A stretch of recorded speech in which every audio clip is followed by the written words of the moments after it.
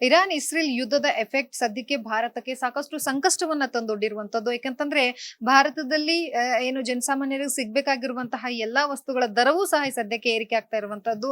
Iran Israel ಮತ್ತು America ಮಧ್ಯದಲ್ಲಿ ನಡೀತಾ ಇರುವಂತಹ ಯುದ್ಧಕ್ಕೆ ಇನ್ನೂ ಅಂತ್ಯ ಆಡಿಲ್ಲ ಅಂತಂದ್ರೆ ಇದೇ ರೀತಿಯಾಗಿ ಎಫೆಕ್ಟ್ಗಳು ದಿನದಿಂದ ದಿನಕ್ಕೆ ಜಾಸ್ತಿ ಆಗ್ತಾ ಹೋಗ್ತಾ ಇರುವಂತದ್ದು. ಎಸ್, ಇದೀಗ ನಾವು ಮೊನ್ನೆಯಿಂದ ನೋಡಿದ್ವಿ, ಏನು ಪೆಟ್ರೋಲ್ ಡೀಸೆಲ್ ಜೊತೆಗೆ ಗ್ಯಾಸ್ ಸಿಲಿಂಡರ್ಗೂ ಸಹ ಸಮಸ್ಯೆ ಆಗಿತ್ತು, ದರ ಏರಿಕೆ ಆಯ್ತು. ಆದ್ರೆ ಸದ್ಯಕ್ಕೆ ಮೊಟ್ಟೆಗೆ ದರ ಇಳಿಕೆ ಆಗಿರುವಂತದ್ದು.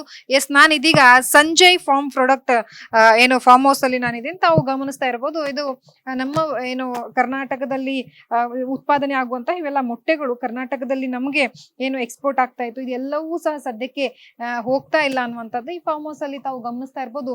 ದಿನಕ್ಕೆ ಏನಿಲ್ಲ ಅಂತಂದ್ರು ಸಾಕಷ್ಟು ಲಕ್ಷ ಮೊಟ್ಟೆಗಳು ಇಲ್ಲಿಂದ ರವಾನೆ ಆಗ್ತಾ ಇತ್ತು, ಇಲ್ಲಿಂದ ಬೇರೆ ಬೇರೆ ಭಾಗಗಳಿಗೆ ಹೋಗ್ತಾ ಇತ್ತು. ಸದ್ಯಕ್ಕೆ ಮೊಟ್ಟೆಗಳಿಗೂ ಸಹ ಬೇಡಿಕೆ ಕಡಿಮೆ ಆಗಿರೋದ್ರಿಂದ ಮೊಟ್ಟೆಗಳು ಇಲ್ಲಿಂದ ಏನು ಕಳಿಸೋದಕ್ಕೆ ಅಸಾಧ್ಯ ಆಗ್ತಾ ಇರೋದ್ರಿಂದಾಗಿ ಬೆಲೆಯಲ್ಲೂ ಸಹ ದರದಲ್ಲೂ ಸಹ ಅತಿ ಕಡಿಮೆ ಆಗಿರುವಂತದ್ದು.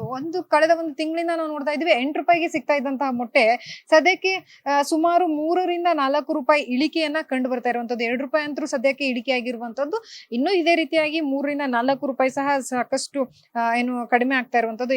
ಇದರಿಂದ ಏನು ಮಾಲೀಕರಿಗಾಗಿರ್ಬಹುದು, ಮೊಟ್ಟೆ ಇದೇನು ರೈತರಿಗಾಗಿರ್ಬಹುದು, ಸೊ ಸಾಕಷ್ಟು ಜನರಿಗೆ ಇದರಿಂದ ಸಮಸ್ಯೆ ಆಗ್ತಾ ಇದೆ. ಒಂದು ದಿನಕ್ಕೆ ಏನಿಲ್ಲ ಅಂತಂದ್ರು 7 ರಿಂದ 8 ಲಕ್ಷದಷ್ಟು ಮೊಟ್ಟೆಗಳು ಪ್ರತಿದಿನ ಸ್ಟಾಕ್ ಕೂತ್ಕೊಂಡ್ರೆ ವ್ಯಾಪಾರ ಹೇಗಾಗುತ್ತೆ ಅಂತ ಹೇಳಿ ತಾವು ದೃಶ್ಯಾವಳಿಗಳಲ್ಲಿ ಗಮನಿಸ್ತಾ ಇರ್ಬೋದು. ಇದು ಕಳೆದ 4 ದಿನದಿಂದ ಬಂದಿರುವಂತಹ ಸ್ಟಾಕ್. ಇದು ಏನು ನಾಟಿದ ಮೊಟ್ಟೆ ಆಗಿರ್ಬಹುದು, ಜೊತೆಗೆ ನಾರ್ಮಲ್ ಮೊಟ್ಟೆಯೂ ಸಹ ಇದೇ ರೀತಿಯಾಗಿ ದರದಲ್ಲಿ ಇಳಿಕೆ ಆಗಿದೆ. ಇನ್ನೊಂದು ನಾವು ಗಮನಿಸಬೇಕಾಗಿರುವಂತದ್ದು ಏನು ಅಂತಂದ್ರೆ, ಸದ್ಯಕ್ಕೆ ಬೇಸಿಗೆ ಕಾಲ ಇರೋದ್ರಿಂದಲೂ ಸಹ ಬೇಸಿಗೆ ಕಾಲದಲ್ಲಿ ಮೊಟ್ಟೆ ತಿನ್ನುವಂತವರ ಸಂಖ್ಯೆ ಕಡಿಮೆ ಆಗುತ್ತೆ. ಆ ಹಿನ್ನೆಲೆಯಲ್ಲಿಯೂ ಸಹ ಸ್ಟಾಕ್ ಉಳಿದಿದೆ. ಜೊತೆಗೆ ರಂಜಾನ್ ಹಬ್ಬ ಇರೋದ್ರಿಂದ 2 ದಿನದಿಂದ ಒಂದು ತಕ್ಕ ಮಟ್ಟಿಗೆ ವ್ಯಾಪಾರ ಆಗಿತ್ತು, ಇಲ್ಲಿಂದ ರವಾನೆ ಆಗಿತ್ತು. ಆದ್ರೆ ಸದ್ಯಕ್ಕೆ ಸಂಪೂರ್ಣವಾಗಿ ಇದೆಲ್ಲವೂ ಈಗ ಸ್ಟಾಕ್ ಉಳಿದಿರುವಂತದ್ದು. ನಮ್ಮ ಕರ್ನಾಟಕಕ್ಕೆ ತಮಿಳುನಾಡಿನಿಂದ ಸಹ ಸುಮಾರು ಒಂದು ದಿನಕ್ಕೆ 60 ರಿಂದ 70 ಲಕ್ಷ ಮೊಟ್ಟೆಗಳು ಬರ್ತಾ ಇತ್ತು. ಅದ್ ಬಂದ್ರು ಸಹ ಬೆಂಗಳೂರಲ್ಲಿ, ಬರ್ದೇ ಇದ್ರು ಸಹ ಬೆಂಗಳೂರಲ್ಲಿ ಸಾಕಷ್ಟು ಮೊಟ್ಟೆಗಳು ಸ್ಟಾಕ್ ಉಳಿತಾ ಇರುವಂತದ್ದು. 8 ಲಕ್ಷದವರೆಗೂ ಸಹ ಸದ್ಯಕ್ಕೆ ಸ್ಟಾಕ್ ಇರುವಂತಹದ್ದು. ಹಾಗಾಗಿ ಏನು ಮಾಲೀಕರಿಗೂ ಸಹ ಸಮಸ್ಯೆಗಳು ಎದುರಾಗ್ತಾ ಇರುವಂತಹದ್ದು. ಇದರಿಂದಾಗಿ ನಮಗೂ ಎಫೆಕ್ಟ್ ಆಗ್ತಾ ಇದೆ.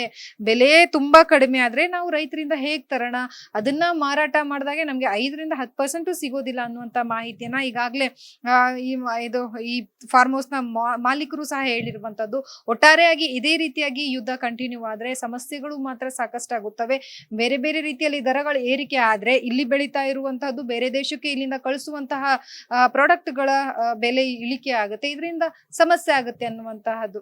ಕ್ಯಾಮರಾ ಪರ್ಸನ್ ವಿಶ್ವನಾಥ್ ಜೊತೆ ಲಕ್ಷ್ಮಿ ಬಾಗಲಕೋಟಿ, ಯಶ್ಮಗ ನ್ಯೂಸ್, ಬೆಂಗಳೂರು.